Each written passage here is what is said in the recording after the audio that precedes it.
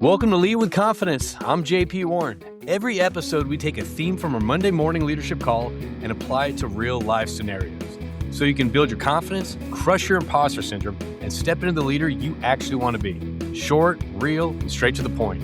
Let's get into it.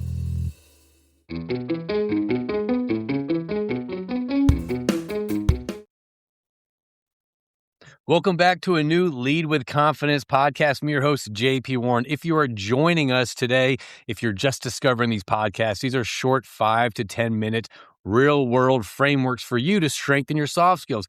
And why is it so important to strengthen our soft skills? Because 85% of our career success is based on our soft skills. That's how we communicate, influence, and connect with our audience.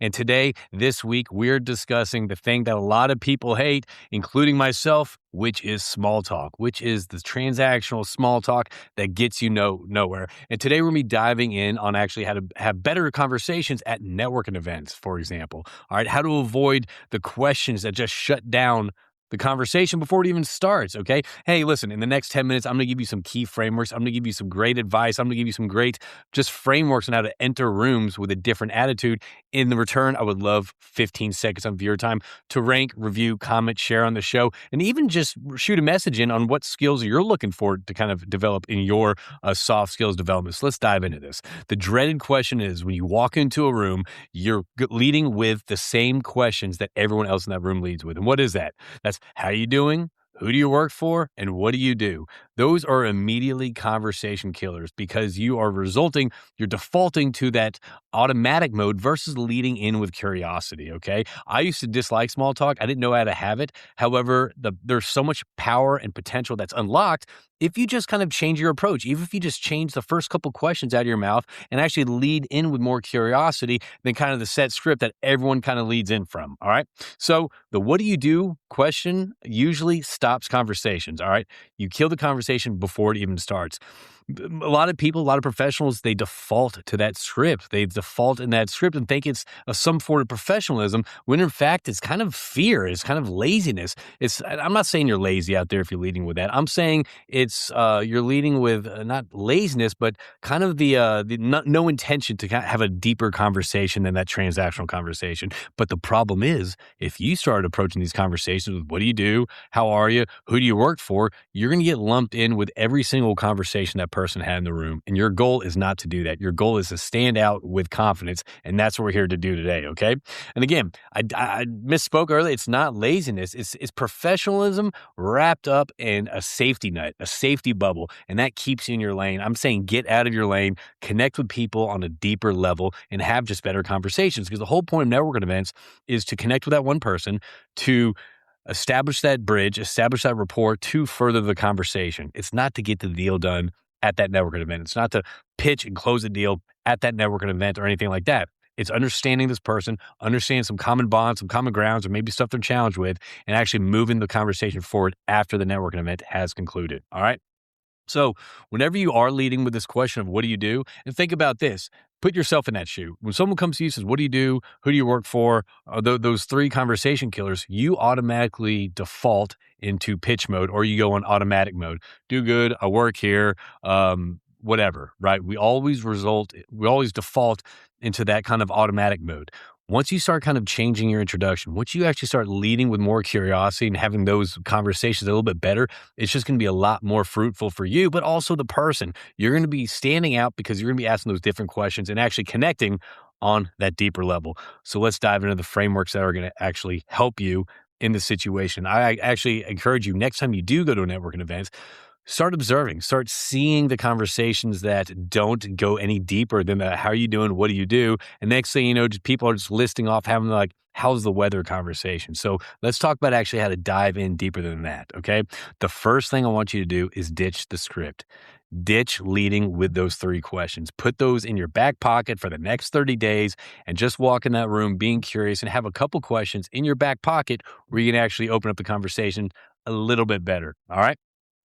One thing I do whenever let's say it's a networking event, okay, or let's say it's an industry lunch, or let's say whatever it is there a speaker, right? Have you seen that speaker before? Has this person seen that speaker before? Ask them about their experience. Hey, is this the first time you've attended an event like this? What's your feedback on this? Or, hey, did you come to the last one? What really stuck with you on the last conversation? Do you know anything about this, speaker? Have you seen them before? What are you trying to get out of this? So pretty much leading with kind of like the event, like, why are you here? Like, have you seen the speaker before? And just start kind of going down those avenues, those channels of conversation. You might uncover something that no one else in that room has uncovered just by asking these questions, okay? The second thing I want you to do is find a thread, find that common ground where both of y'all can connect on. So one thing that I like to do, one game that I like to do is, hey, listen, I live in Houston, right? So I'll go down to downtown Houston. I'll go to a lunch and I'll be sitting there. But what I'll do, I won't ask how you doing or what do you do or anything like that. I'll say, how'd you get here? Well, I drove by car. Oh, yeah, okay. So do you have to do any traffic? Yeah, I did. Sure, I deal with traffic. We always deal with traffic. Okay. What do you do in your car when you're stuck in traffic? Are you a podcast person? You a music? You an audible book? What do you like doing? From that conversation, I can understand what they like getting into. So they might listen to a podcast that I might listen to, or a similar podcast, that I may be able to share with them after the event. Again, all that does is continue the conversation, right? I'm not coming across that I'm very transactional. I'm not coming across like, what can you do for me? What can I do for you?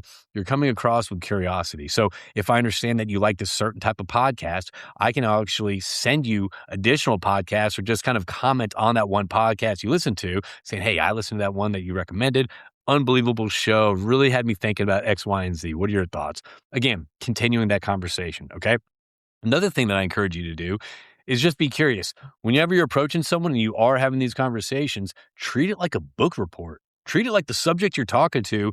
You're the most curious person about this. You're the most curious person about this person you're talking to. So what do they listen to in their car? Have they been here before? All that, you're diving in on what they get into. You're diving in on what they do in their free time. So lead with curiosity.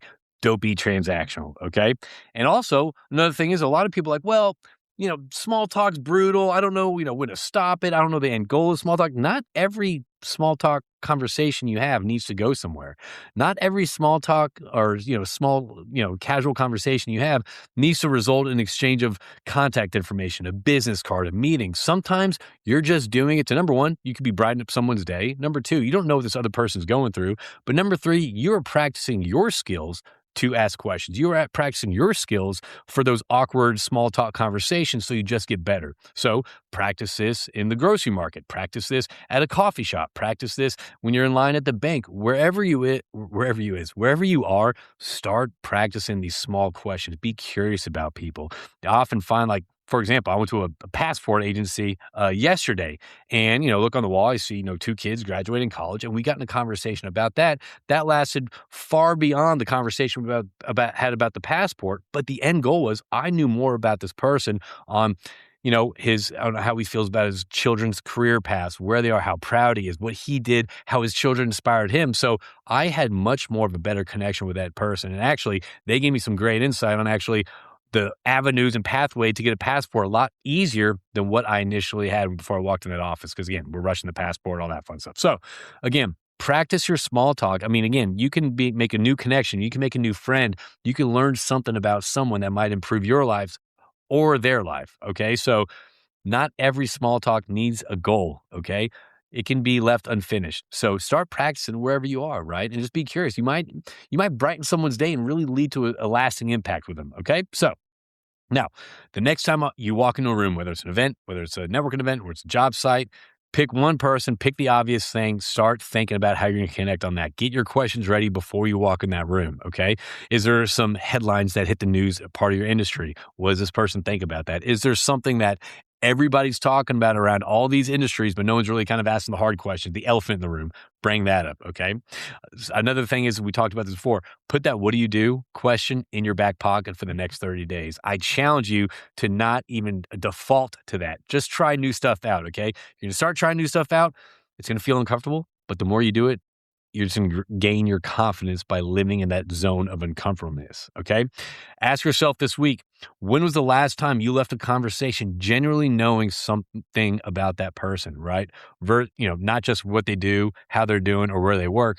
is there something more that you know on the personal side of that person, right? Okay. So again, I want you to have just one conversation, just one this week at some event, at something, whether it's in the line of the grocery store, whether it's at an event, I don't care where it's at, but don't ask how you doing. What do you do? Lead with curiosity and just start practicing your small talk skills.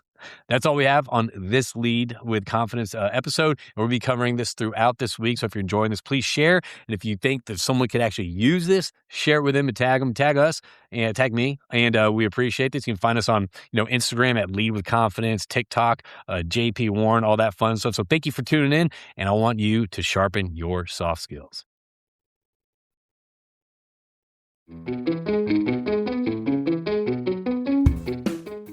That's your framework for the day. Go lead with it. I'm JP Warren. Lead with confidence.